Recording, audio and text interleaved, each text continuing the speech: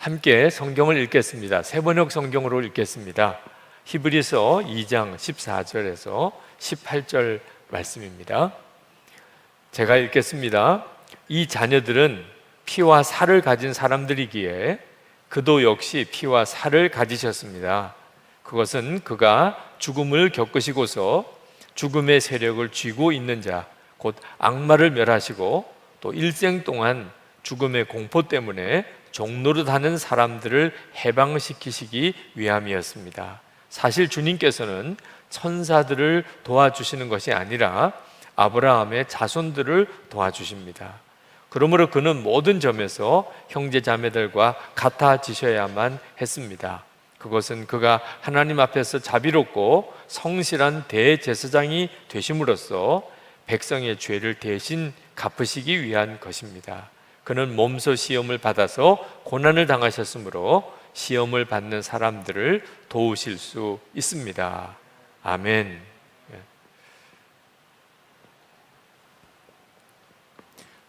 우리가 이기기 가장 어려운 문제 중에 하나를 꼽자면 아마 죽음의 문제일 겁니다. 제가 초등학교 4학년 때 죽음의 문제가 아주 심각하게 저에게 다가온 적이 있습니다. 저희 반에 같은 친구, 고아원 친구가 초등학교 4학년이었는데 무슨 병인지는 모르지만 죽었습니다.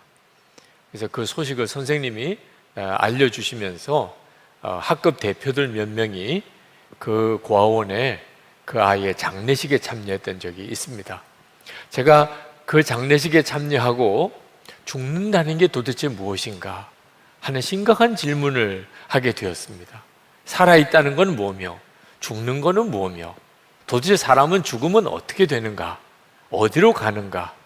특히 마음에 충격이 되었던 부분은 그 아이의 시신이 들어있다는 그런 조그만 관, 그 관을 그 고아원 뒷동산의 공동묘지에 묻는 장면이었습니다.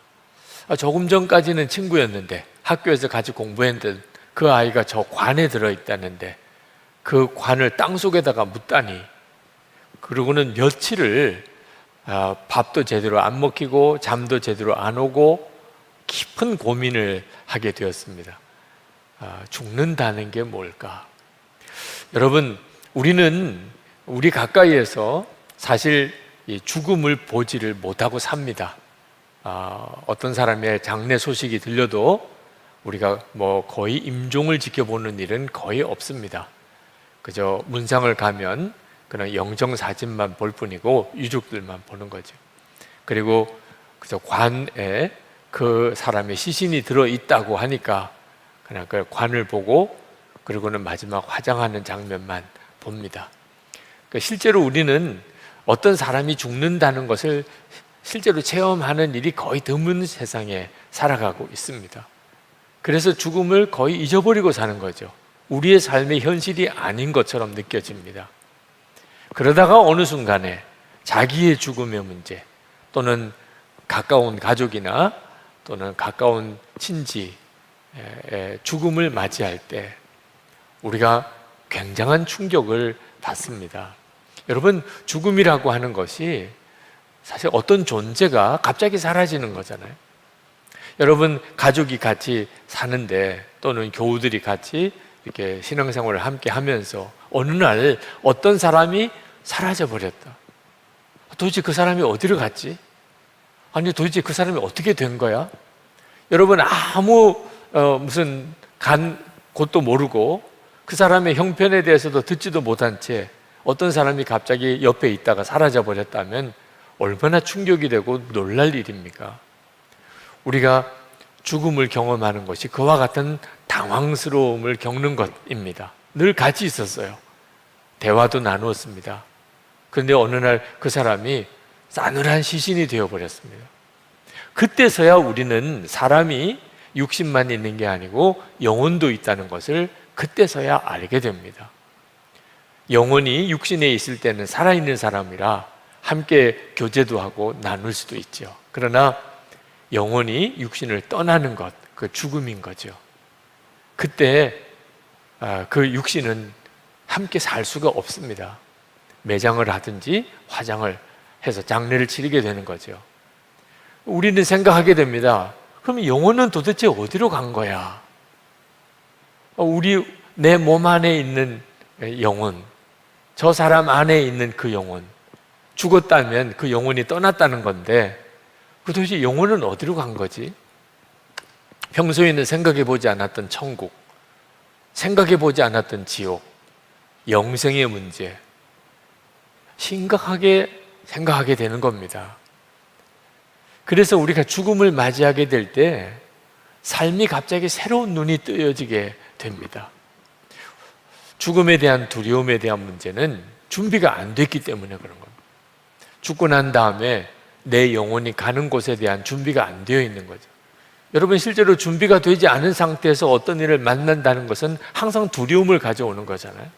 이사를 가야 되는데 갈 집이 없다든지, 또는 무언가 물건을 사야 되는데 돈이 준비가 안 됐다든지, 아이를 학교에 보내야 되는데 전혀 거기에 대한 대책이 없다든지, 외국으로 떠나야 되는데 전혀 그곳에서 갈 무슨 아무런 방책이 준비가 안 되어 있다든지, 그럴 때 두렵죠. 그죠? 우리가 죽음에 대한 두려움이 대단히 심각합니다. 가장 극복하기 어려운 문제예요. 다른 사람의 죽음도 그렇지만 그것이 바로 자기 문제가 되었을 경우, 내가 이제 죽는다는 순간이 왔을 때, 나는 아무것도 준비가 안 됐는데 죽음이 뭐지? 죽은 다음은 어떻게 되는 걸까? 도대체 죽는 순간에는 무슨 일이 일어나는 거야? 이런 두려움이 우리를 사로잡게 됩니다. 자, 과연 이런 죽음에 대한 두려움을 우리가 이길 수 있을까요? 예수를 믿으면 정말 그렇게 되는 걸까요? 제가 신학생 때 어느 목사님의 죽음에 대한 이야기를 듣고 퍽 도전을 받았습니다. 그 목사님이 위암 말기라 이제 거의 임종하는 단계에 있어서 거의 의식을 잃어버리셨어요. 그리고 교회 장로님들과 그리고 교회 부목사님이 이제 그 목사님의 임종을 지켜보려고 오셨습니다. 근데 참 하나님의 은혜였는지 순간 의식이 잠깐 돌아오셨어요. 근데 그 목사님이 의식이 돌아오셔서 주변에 장로님들과 또 부목사님들, 또 아내, 사모님, 자녀들 이렇게 둘러 있는 것을 이렇게 보셨는데, 그 옆에 링거에 그 피 주사를, 혈액 주사를 놓고 있는 것을 보셨어요.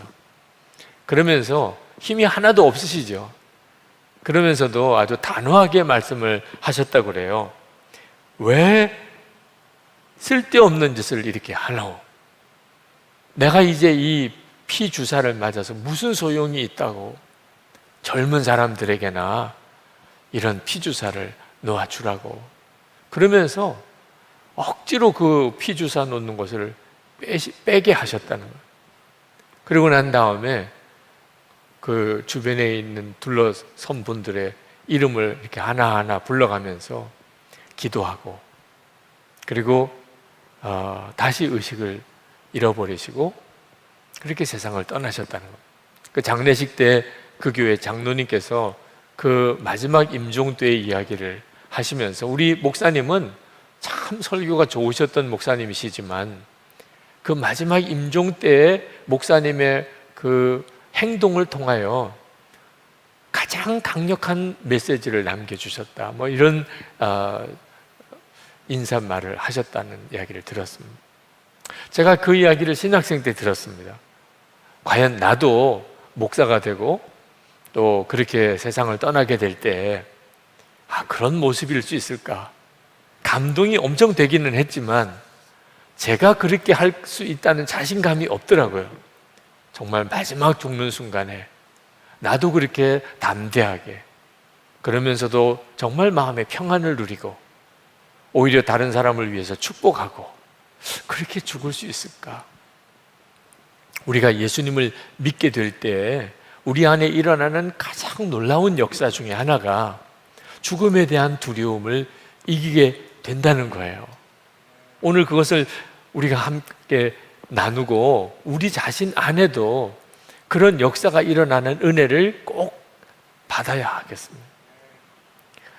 예수님께서 우리에게 오신 것은 죽음의 공포에서 우리를 건지시려고 오셨다고 성경은 이야기하고 있습니다. 오늘 읽은 히브리서 2장 14절에 보면 그가 죽음을 겪으시고서 죽음의 세력을 쥐고 있는 자, 곧 악마를 멸하시고 15절에 또 일생 동안 죽음의 공포 때문에 종노릇하는 사람들을 해방시키기 위함이었습니다. 그러니까 예수님께서 우리에게 오신 이유는 죽음의 공포에 사로잡혀 있는 사람들을 거기서 해방시키기 위해서 오셨다는. 그러니까 우리가 예수를 믿었다면 죽음의 공포에서, 두려움에서 해방되어야 마땅한 거죠. 그래야 우리가 예수님을 진짜 제대로 믿고 있는 거죠.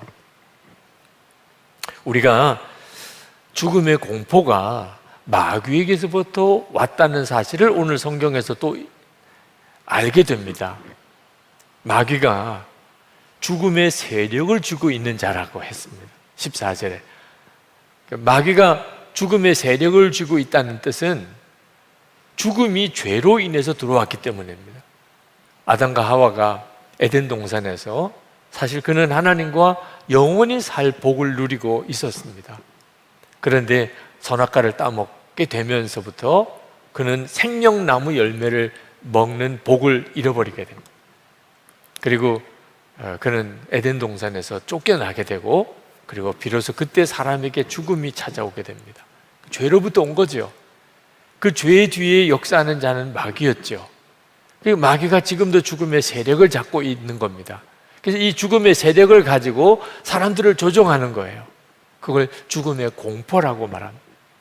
죽음의 두려움 때문에 마귀의 종노릇 한다는 거예요. 다시 말하면 우리가 살아가는 동안에 죽을래? 이런 말을 듣잖아요. 이게 정말 최후의 협박이죠.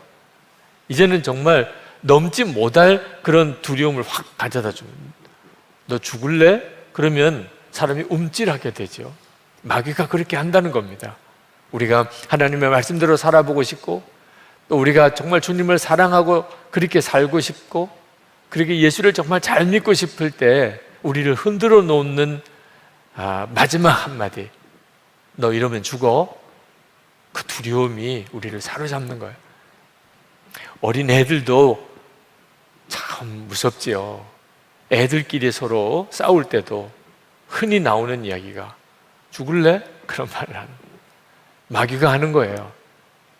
마귀가 죽음의 공포를 가지고 우리를 자기 종노릇하게 만든다는 겁니다. 이 죽음의 두려움 때문에 우리가 하나님의 말씀대로 살지도 못하고 믿음을 지키지도 못하고 구원의 축복을 누리지도 못하게 된다는 거죠. 그러니까 우리가 죽음의 공포에서 벗어난다는 것, 이건 구원의 가장 핵심과도 관련이 있는 것이고 우리가 진짜 구원을 누리는 문제와도 관련이 있는 것입니다. 예수님께서 말씀하셨어요. 요한계시록 14장 13절에 주 안에서 죽는 자들은 복이 있다. 예수를 믿는 엄청난 복이 죽는 것도 복이 되는 것입니다. 그전에는 죽는 게 두려움이었는데 이제는 죽는 게 복이 되는 역사, 예수 그리스도 안에서 누리는 축복이에요. 예수님께서 우리를 그 죽음의 두려움에서 완전히 벗어나게 해주시려고 이 땅에 오신 겁니다. 히브리서 2장 14절에 예수님께서 우리를 죽음에서 건지시려고 당신이 죽음을 경험하셨어요. 하나님이신데. 히브리서 2장 14절에 그가 죽음을 겪으시고서, 우리가 오늘 읽지는 않았지만 히브리서 2장 9절에 보면 그는 하나님의 은혜로 모든 사람을 위하여 죽음을 맛보셔야 했습니다. 하나님께서 예수 그리스도에게 죽음을 맛보게 하셨어요. 많은 사람이 그래서 예수님이 하나님이라는 걸 믿지 못한다는 거예요. 무슬림들에게, 유대인들에게 이것은 걸림돌이 됩니다. 예수님이 진짜 메시아라면 어떻게 죽을 수가 있냐는 겁니다. 그런데 성경은 그 비밀을 가르쳐줘요. 예수님이 왜 십자가에 죽으셔야 했느냐? 우리를 죽음의 두려움에서 벗어나게 하시려고. 당신이 죽음을 경험하신 겁니다. 그렇기 때문에 그분은 사람이 되셔야 됐어요.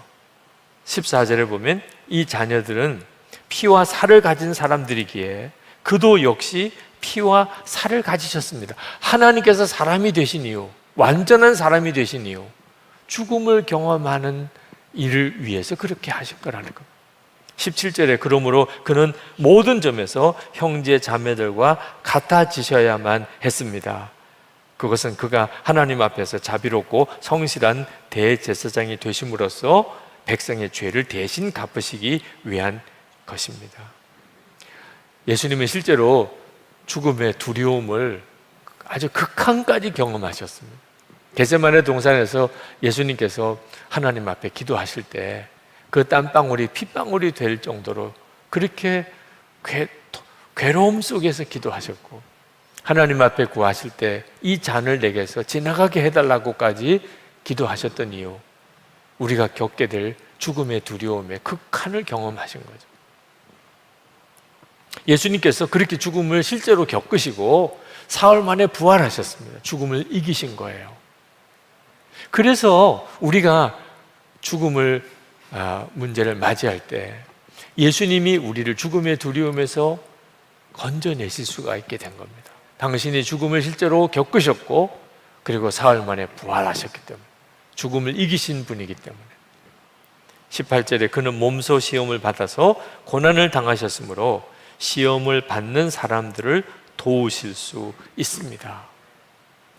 그러므로 자, 이제 성도 여러분, 우리에게 있어서 죽음은 아주 뭐라고 설명할 수 없는 두려움의 문제입니다. 그러나 예수 그리스도는 그 죽음의 문제조차도 이기게 해주실 수 있다는 겁니다. 그런데 여러분, 예수님이 십자가에 죽으셨다는 것과 사흘 만에 부활하셨다는 사실을 그냥 아는 것만 가지고 죽음에서, 두려움에서 벗어나질 수 있지는 않다는 거예요. 예수님의 십자가와 부활에 대해서 그렇게 많이 설교를 들은 사람들도, 그렇게 교회를 열심히 다녔던 사람도 죽음의 순간에 정신줄 놓는 사람들 많이 봅니다.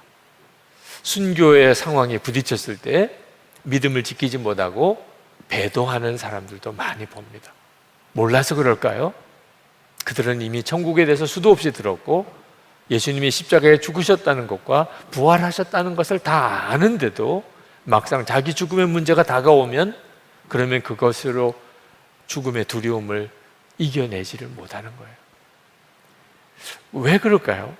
예수님은 분명히 우리를 죽음의 공포에서 건져내시는 분인데 왜 우리가 예수님을 믿고도 두려움에서 이겨내지를 못하는 걸까요? 우리가 어떻게 예수님으로 인하여 우리가 죽음의 공포에서 벗어나게 되는지를 정확히 알지 못하기 때문에 그렇게 되는 겁니다. 우리를 죽음에서 두려움에서 이기게 하시는 것은 예수님의 십자가의 복음과 부활의 사건만 아니고 죽음을 실제로 겪으셨고 죽음을 이기신 그분이 우리와 함께 해 주심으로 인하여 우리가 죽음에서, 두려움에서 벗어나게 되는 거예요. 주 예수님을, 나와 함께 계시는 주님을 정말 바라보는 눈이 뜨이게 됨으로 인하여 죽음의 두려움이 우리에게서 떠나가게 되는 겁니다. 죽음의 두려움에서 이겼던 일은 순교의 위기 속에서 살았던 초대교회 성도들에게는 대단히 중요한 문제였습니다. 그들은 예수님에 대한 믿음을 지키기 위해서 순교의 상황에 부딪혀야 됐어요. 자, 순교할 거냐, 배도할 거냐, 이런 실제적인 문제를 그들은 겪어야 됐습니다. 그때 이 순교의 문제를 극복해 나갈 수 있는 힘이 어디서 왔을까요?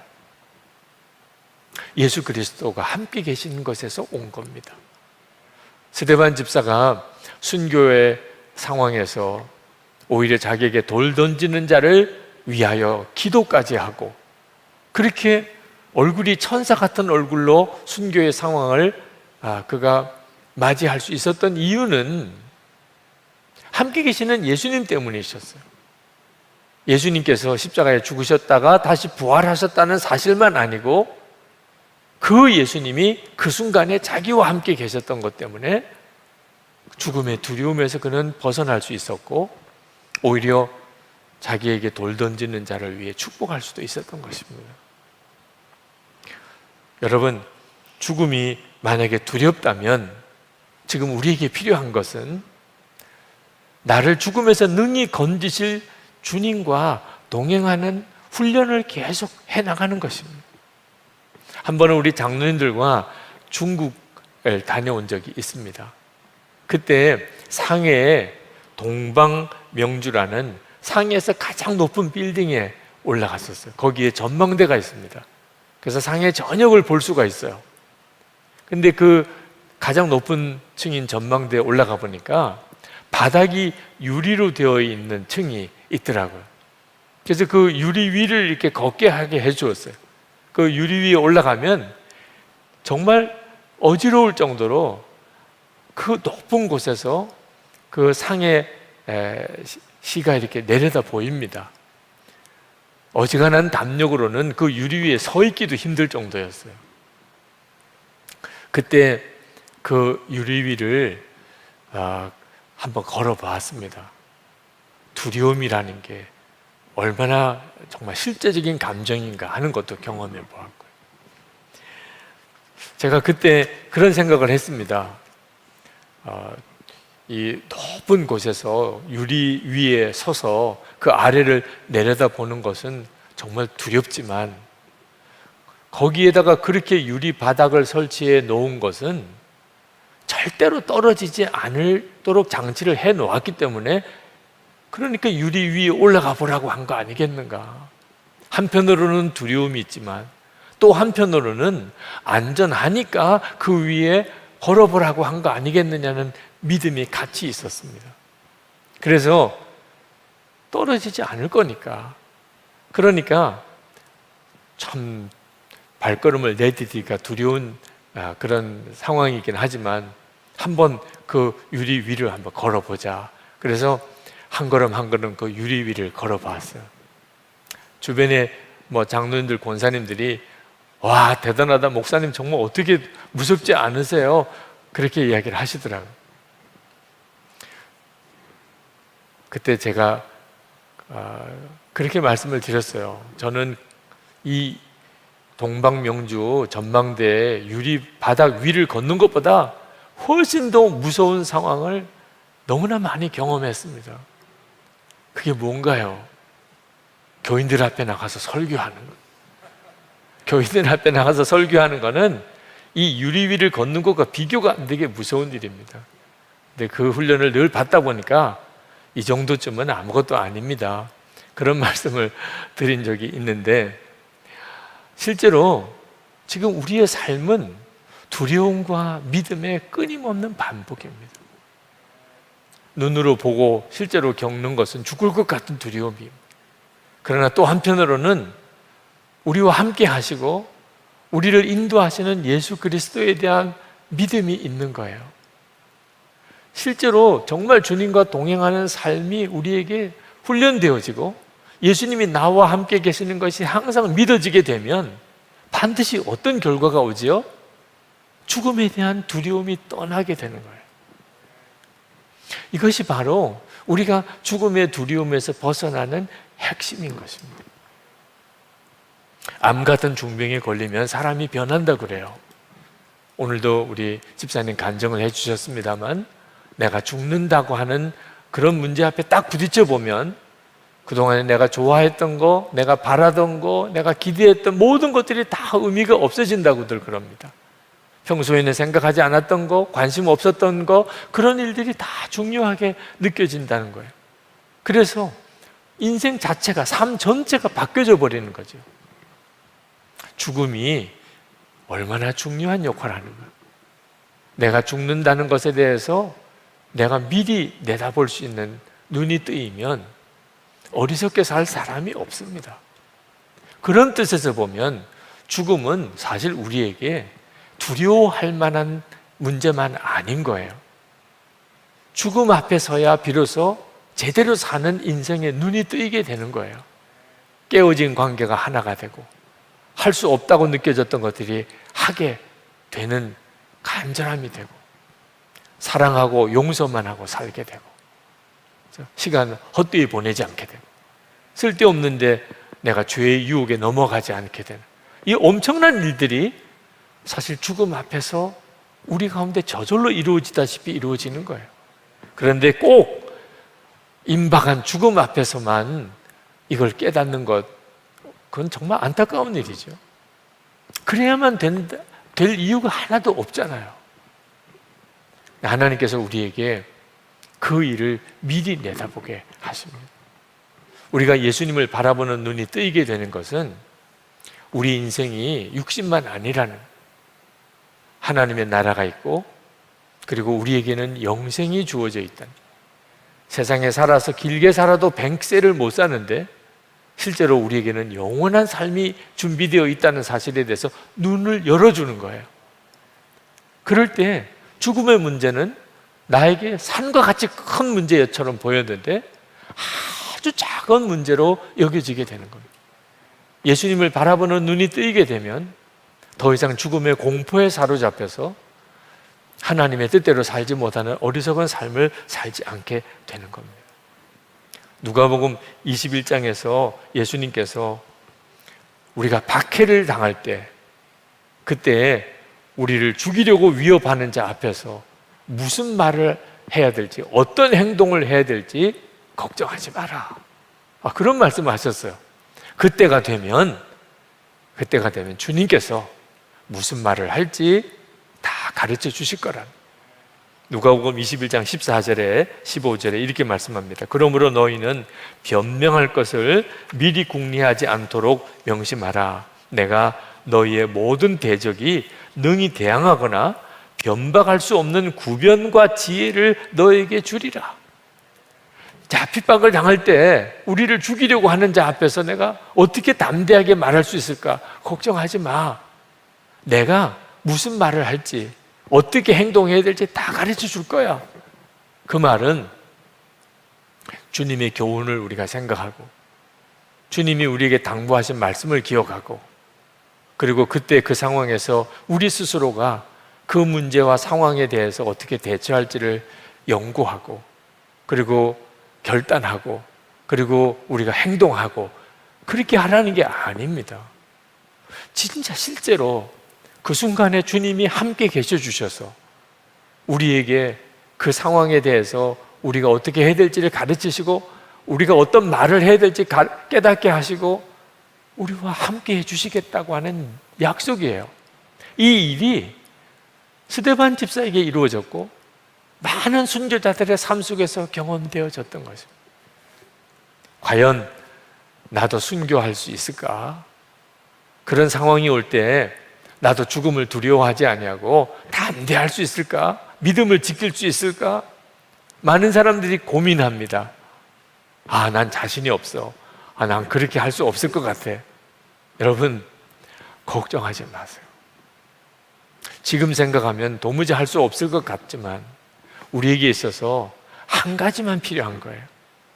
내가 진짜 죽음 앞에서 두려워하지 않을 수 있을까? 순교를 당한다 하더라도 내가 뒤로 물러서지 않을 수 있을까?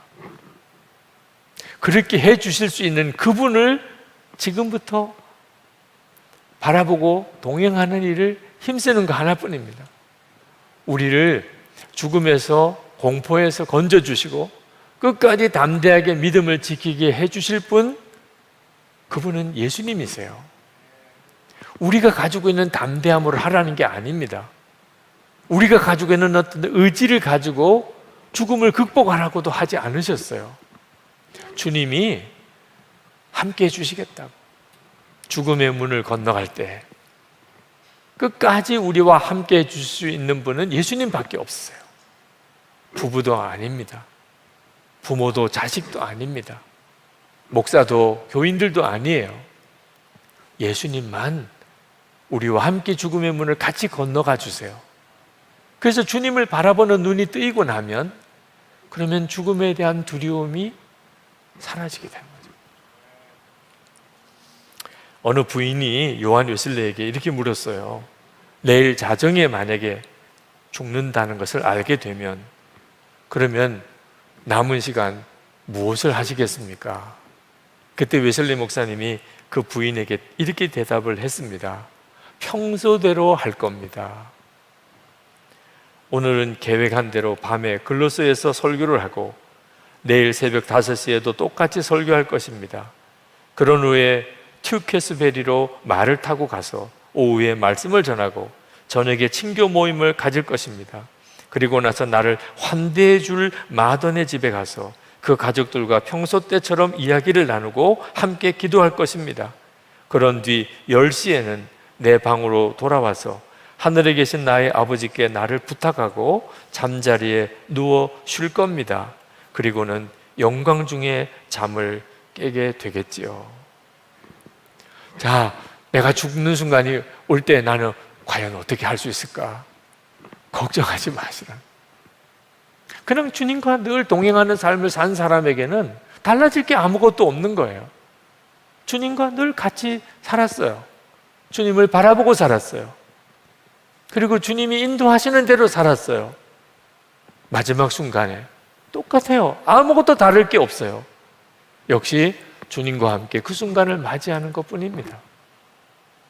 고난의 길, 순교의 길은요, 아주 통이 큰 사람, 아주 담력이 많은 사람, 이런 사람이 감당해 나가는 거 아니에요.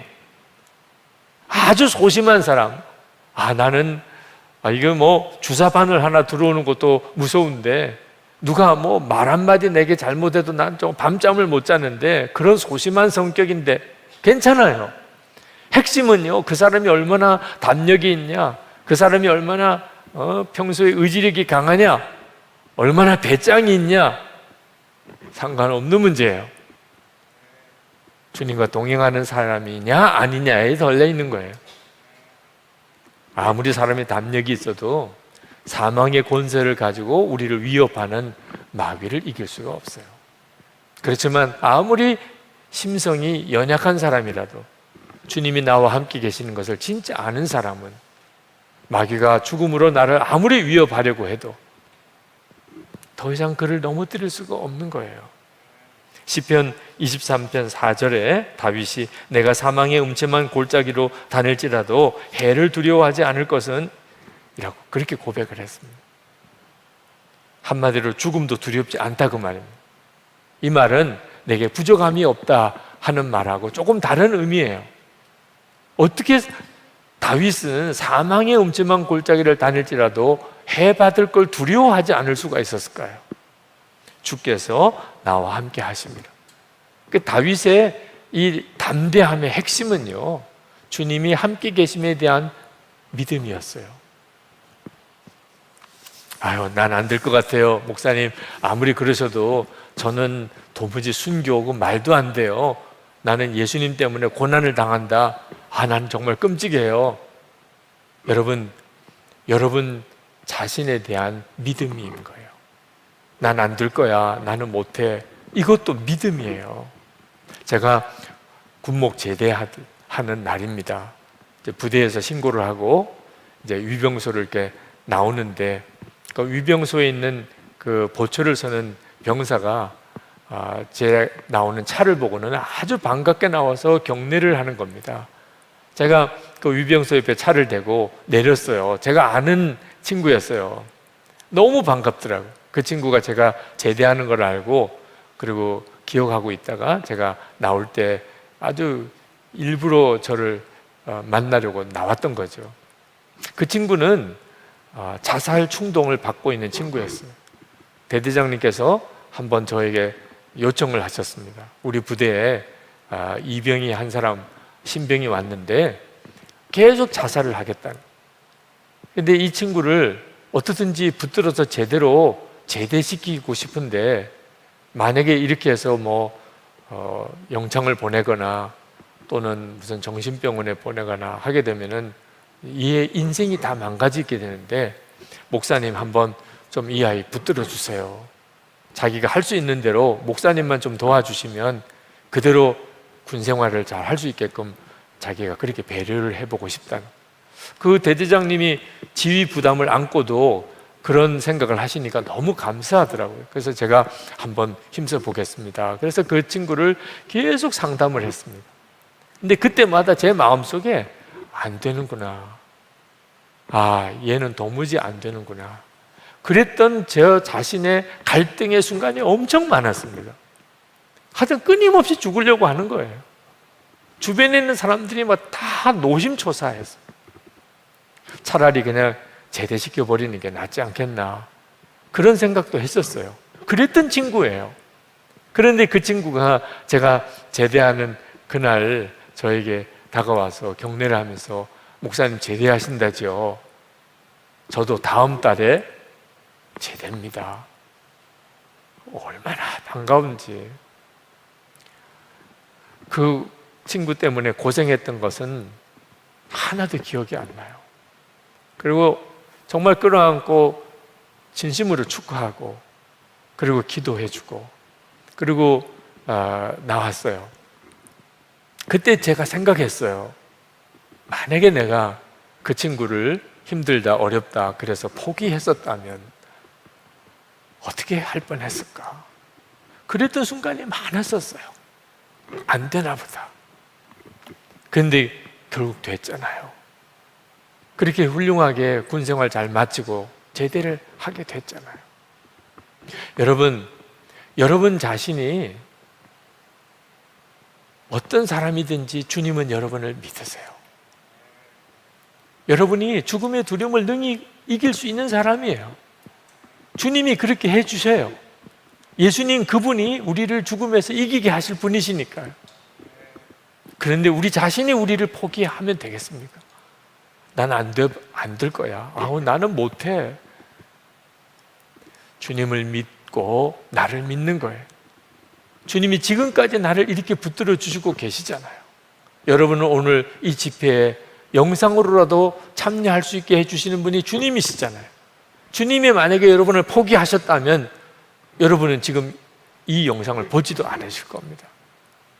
주님이 나를 포기하지 않으셨다면 나도 포기하지 않는 거죠. 우리는 능히 죽음을 이길 수 있는 자예요. 특별한 믿음을 가진 사람만 그런 게 아닙니다. 제 아내가 고3 때 아버님 세상을 떠나셨어요. 목회하시던 아버님. 제 아내의 마음속에 죽음에 대한 두려움이 아마 들어왔겠죠. 결혼하고 난 다음에 나중에 저도 알았어요. 제가 혹시라도 일찍 죽지 않을까, 아버님이 그러셨으니까 그런 마음의 두려움이 있었다는 거예요. 그래서 항상 저를 이렇게 보는 마음이 항상 두려움에 사로잡혀져 있었습니다. 근데 어느 날 제 아내가 암 진단을 받았었습니다. 그때 제 아내 통화의 그 기억이 지금도 선명해요. 전화 속에서 병원에서 이제 건강검진 결과를 듣고 암이라는 통보를 받고, 그리고 제가 부흥회 하던 그 주간인데 부흥회 들어가기 바로 얼마 전에 통화가 됐어요. 여보, 나 암이래요. 근데 그 말 속에 담겨 있는 두려움이 느껴졌어요. 죽음에 대한 두려움. 제 아내만 그렇겠습니까? 모든 사람 안에 있는 그 죽음에 대한 두려움, 우리에게도 실제 문제가 되었어요. 그러나 하나님은 우리를 정말 죽음의 공포에서 완전히 벗겨주려고 그런 일을 쓰셨던 것을 나중에서야 우리가 깨달았습니다. 이제 암 수술을 받는 과정에서 이 죽음의 두려움이 영적인 문제구나 하는 것을 알게 되었어요. 갑자기 엄습에 들어오는 겁니다. 오늘 말씀에 사단이 죽음의 공포로 우리를 종노릇하게 만든다고 한 그대로예요. 갑자기 두려워지는 거예요. 죽으면 어떻게 되나? 혹시 죽지 않을까? 한번 그런 두려움에 사로잡히고 나면 그러면 완전히 다른 삶을 사는 것처럼 되어지는 거예요. 그때마다 하나님께 기도하고 또 같이 예배하고 주님을 바라보고 그러면서 죽음에 대한 다룸을 받았어요. 제 아내가 암수술을 다 받고 그리고 이전보다도 더한 건강을 다시 회복하게 되었는데, 그 건강의 회복보다도 더 놀라운 것은 죽음의 두려움에서 벗어나게 된 거예요. 암 수술 받기 전까지 죽음의 두려움 속에서 시달릴 때, 그때 제 아내가 하나님께 그렇게 기도를 했었다고 하는 이야기를 들었습니다. 하나님, 더 이상 저를 살려달라고 하지 않겠습니다. 더 이상 저 죽음에 대해서 두려워하지 않겠습니다. 완전히 다 주님께 맡깁니다. 살려주시든 죽이시든 주님께 다 맡깁니다. 완전히 주님께 맡기는 기도를 드리고, 그리고 정말 놀라웠게 하나님 주신 평강을 얻었다는 고백을 들었어요. 그렇게 다루셨던 거예요. 더 이상 죽음에 묶이지 않도록. 그러면 마귀가 우리를 마음껏 조종할 수 있으니까. 특히 결정적으로 2007년에 아프가니스탄에서 샘물교회 그 선교 봉사단 인질 사건이 있었잖아요. 그 사건이 있기 얼마 전에 제 아내가 거의 비슷한 꿈을 꾸었어요. 근데 그때 그 배은규 목사님이 순교하셨는데 제 아내의 꿈속에서의 주인공은 저였어요. 남편인 저였습니다. 외국에 선교팀을 인솔해서 가다가 납치를 당했는데 몸값을 요구하는 겁니다. 납치범들이 우리 교회에 연락이 와서 몸값을 보내주지 않으면 죽인다, 이런 통보가 왔다는. 장로님들이 모여서 우리 목사님 구출하기 위해서 우리가 몸값을 보내야 되겠다, 뭐 이런 논의를 하고 있는 것을 알고 제 아내가 마음이 갑자기 이건 아니라는 생각이 들더래요. 교회 돈이라는 것은 성도들의 헌금인데, 아니 그것을 납치범들에게 주고 남편의 생명을 건지겠다, 그건 하나님이 기뻐하지 않을 거라는 생각이 들더래요. 그래서 장로님들을 찾아가서 절대로 그런 일은 하지 마세요. 교회 헌금으로 그 몸값을 지불하고 그리고 제 남편이 돌아오게 하는 일은 절대로 하지 않으셔야 합니다. 그건 하나님이 기뻐하는 일이 아닙니다. 그 이야기를 듣는데 갑자기 소름이 끼치더라고요. 나보고는 죽으라는 거야 그러면? 그런 생각도 들기도 했죠. 눈물로 그때의 꿈 이야기를 하더라고요. 근데 그때 제 마음속에 하나님께서 제 아내 안에 죽음의 문제에 대한 뚜렷한 극복을 주셨구나.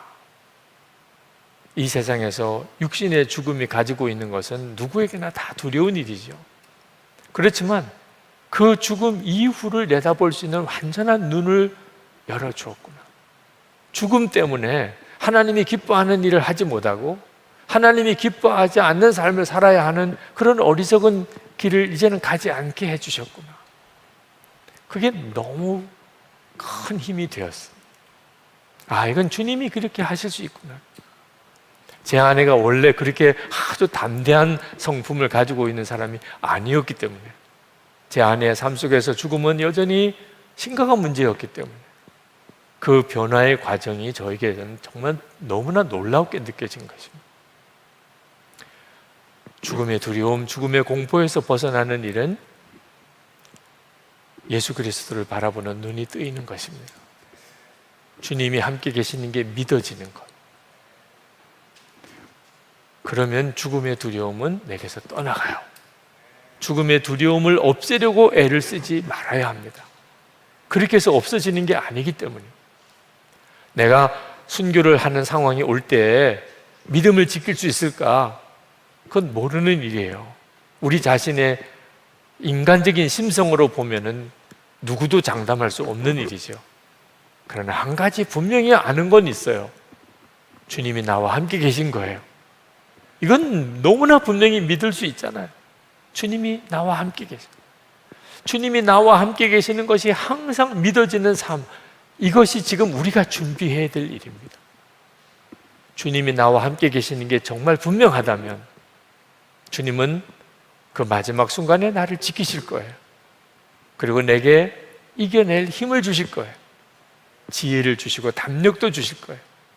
스데반처럼 하늘의 문이 열리는 것을 경험하게 해주실 거예요. 하나님 앞에 섰을 때 그때 정말 면류관을 받는 반열에 세워주실 거예요. 이기지 못할 시련은 없습니다. 예수 그리스도 안에서 이기지 못할 시련은 없어요. 오늘도 여러분 안에 함께 하시는 주님을 더욱 바라보시고 주님과 온전히 동행하는 삶을 살면서 나 죽음도 이길 수 있어, 죽음의 두려움도 너 이길 수 있어, 주님이 그렇게 해주실 거야 하는 확신을 누리고 살아보시기를 원합니다. 죽음도 이길 수 있는 사람에게 무너뜨릴 수 있는 시험이 뭐가 있겠습니까? 우리 이 시간 같이 한번 찬양을 함께 하시고 3번 우리 함께 기도하는 시간을 가지고 자유롭게 기도할 수 있는 시간을 갖도록 하겠습니다. 아무것도 두려워 말라 찬양하겠습니다.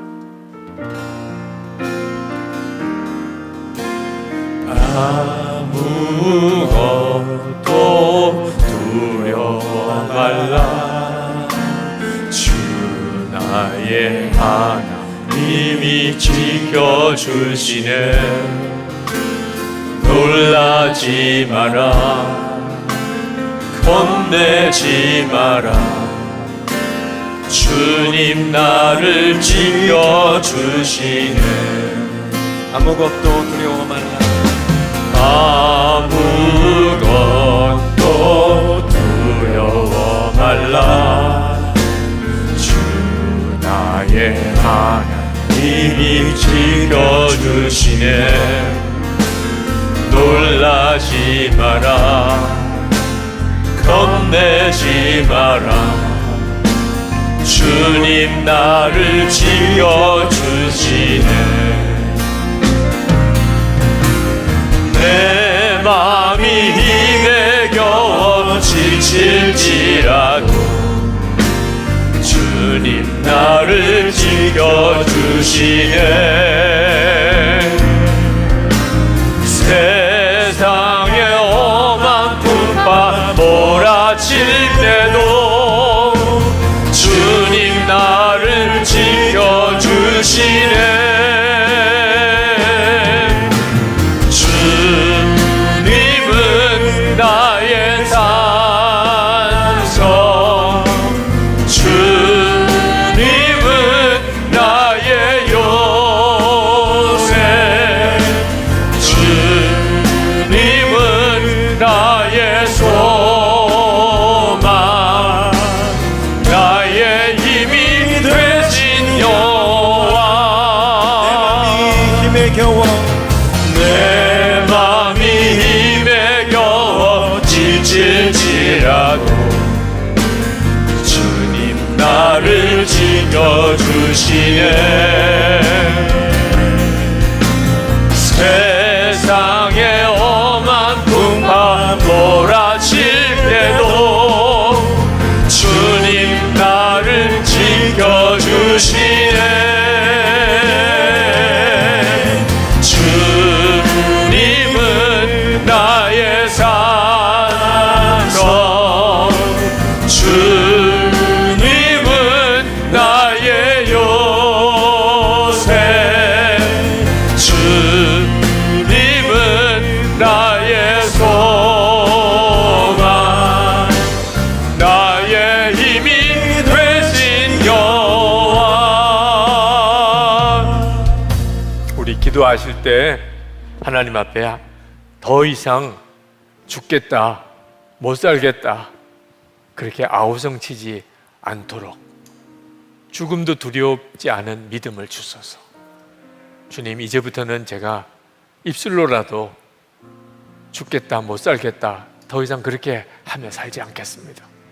죽음도 두렵지 않는 그 믿음으로 제가 살아보겠습니다. 주님 이 시간에 제게 그런 은혜의 역사를 허락해 주옵소서. 같이 기도하겠습니다. 은혜와 사랑에 충만하신 아버지 하나님 놀라우신 하나님의 은혜 하나님의 놀라우신 하나님의 역사를 우리 가운데 주소서. 갈급한 마음 사모하는 심정으로 주님 앞에 기도하며 간절히 구한 사랑하는 성도들 오늘도 주의 손에 부탁합니다.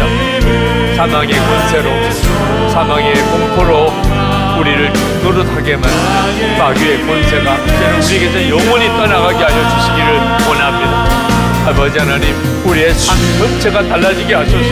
아무리 힘들고 어려운 여건에서도 하나님 우리의 입술을 주관해 주시고 우리의 마음과 생각을 하나님 지켜주시기를 원합니다. 하나님, 우리의 삶 속에 하나님 죽음에서 승리함이 나타나게 되기를 원합니다. 하나님, 죽음도 두렵지 않은 믿음의 담대함이 있게 하여 주시기를 원합니다. 우리의 모든 문제, 하나님 수렁과 같이 하나님 우리를 힘들게 하는 모든 문제 속에 우리를 건지시고 살려주시기를 원합니다. 아버지, 오늘도 사모하며 마음의 간절함으로 주님 앞에 나와 기도하는 사랑하는 성도들을 주의 보혈로 덮으시고 하나님 함께 계시는 주님, 하나님 성 바라보는 눈을 뜨게 하시기를 원합니다. 아버지, 하나님의 역사하심을 찬양한 놀라우신 주님의 은혜를 찬양합니다. 아버지, 감사합니다. 우리를 죽음에서 그 두려움에서 이기게 하실 분은 예수님밖에 없습니다. 죽음보다 더 크신 예수님, 함께 하심이 믿어지게 해주소서. 매 순간에 우리의 모든 삶의 일상에서 주님이 함께 계심을 믿어지게 해주소서. 이것이 죽음의 두려움을 이기는 열쇠입니다. 이 시간에 기도하실 때 주님, 제 삶의 모든 순간에 함께 하시는 주님이 믿어지게 해주소서. 죽음보다 더 크신 주님이심을 분명히 믿어지게 해주옵소서. 다 같이 기도하겠습니다. 은혜와 사랑이 충만하신 하나님, 놀라우신 하나님의 은혜와 하나님의 역사하심을 하나님 오늘도 하나님 사모하며 기도하는 사랑하는 성도들에게 부어주시기를 원합니다. 죽을 것 같은 두려움 속에 있는 성도에게, 하나님 끝인가 하나님 싶은 성도들에게, 망할 것 같은 하나님 위기 속에 있는 성도들에게 죽음보다 더 크신 예수님 함께 계시는 것이 믿어지게 주시옵소서. 하나님, 주님이 함께 계시는 것 하나만큼은 분명한 믿음이 되게 해주옵소서. 주님이 함께 계시는 하나님 어떤 염려와 두려움, 하나님 그 믿음의 시험 속에 우리가 서게 되기를 원합니다. 오늘 하나님 풀어주셔서 영적인 묶임에서 완전히 우리를 풀어주셔서 말씀이 하나님 실제가 되게 하시고 우리와 한국에서는 주님을 바라보는 눈이 뜨이면서 우리가 담대함을 얻게 해주시기를 원합니다. 하나님, 악한 영이 우리를 넘어뜨리고 하나님 10길로 다가올지라도 하나님, 우리가 하나님 주님만을 더욱 의지하며 믿고 하나님 극하게 솔직히 해주시기를 원합니다. 성도들이 가정에서 일어나게 하소서. 일터에서 하나님 죽음의 위협 속에 있는 하나님 어떤 처지와 형편 속에서도 성도들이 힘차게 일어나게 하시기를 원합니다. 주님의 역사하심을 믿습니다. 우리 끝으로 함께하는 우리 합심기도 끝 제목은 주님이 나를 포기하지 않으신 걸 믿습니다. 저도 저를 포기하지 않게 해주옵소서. 안 되나 봐, 못하겠어, 그런 마음의 모든 의심, 좌절이 우리에게서 완전히 떠나가게 되기를 원합니다. 이길 수 있다. 주님이 나와 함께 계시니 어떤 어려움도 이길 수 있다. 죽음도 능히 이길 수 있다. 어떤 슬픔도 이길 수 있다. 나는 능히 감당할 수 있게 주님이 해주실 것이다. 우리 자신에 대한 스스로 포기했던 마음이 완전히 바꿔지는 역사가 이 시간에 있기를 우리 다 같이 합심해서 기도하겠습니다. 은혜와 사랑이 충만하신 하나님, 놀라우신 주님의 은혜, 하나님의 역사하심 감사합니다. 주님이 우리를 포기하지 않으신 것처럼 하나님 우리 자신도 우리 스스로를 포기하지 않게 되기를 원합니다. 아버지 하나님, 주의 약속하심은 영원한 약속이 우리에게는 놀라우신 주님의 말씀이심을 믿습니다. 갈급한 마음과 사모하는 마음으로 오늘도 그대를 사모하여 주님 앞에 섭니다. 아버지 주님의 우리를 향한 미래, 하나님의 놀라우신 역사하심 너무나 감사합니다. 아버지 하나님, 주님께서 우리를 포기하지 않으신 것을 믿습니다. 버리지 않으시는 것을 믿습니다. 지금도 함께 계심을 믿습니다. 하나님, 말씀이 그대로 이루어지는 삶을 살게 하시는 것을 믿습니다. 하나님, 우리도 우리 자신을 포기하지 않게 되기를 원합니다. 안 되나봐, 못하겠어, 하나님 더 이상 우리 입에서 나오지 않게 되기를 원합니다. 우리의 마음의 생각에서 완전히 떠나가게 되기를 원합니다. 주님은 능히 하실 수 있음을 고백합니다. 주님은 능히 이기게 하실 수 있음을 고백합니다. 어떤 상황에서도 우리가 능히 하나님 설 수 있게 해주시는 것을 고백합니다. 죽음이 눈앞에 올지라도 두려워하지 않는 하나님 그 담대함을 주실 줄 믿습니다. 오히려 찬송하며 하나님을 영원롭게 하며 하나님 영광을 주님께 돌리며 살게 하실 줄 믿습니다. 하나님의 역사입니다. 놀라우신 주님의 은혜입니다. 갈급한 마음 사모하는 심령을 받아주신 주님 감사합니다. 오늘 이 밤에도 말씀을 주시고 성령으로 역사하시고 충만하게 함께 해주신 주님을 찬양합니다. 하나님 연약한 이들을 일으켜 세우시고 낙심한 자들을 다시 주님이 건지시고 하나님 우리를 절망의 구렁텅이에서 건져내시는 주님을 찬양합니다. 그 일을 이루소서. 오늘도 놀라운 승리를 주시고 진정한 하나님의 역사를 허락해 주옵소서. 사모하며 급한 마음에 하나님의 놀라운 응답을 허락해 주옵소서. 주님 찬양합니다. 놀라우신 하나님의 은혜를 찬양합니다. 주님의 크신 은혜로 역사해 주시옵소서.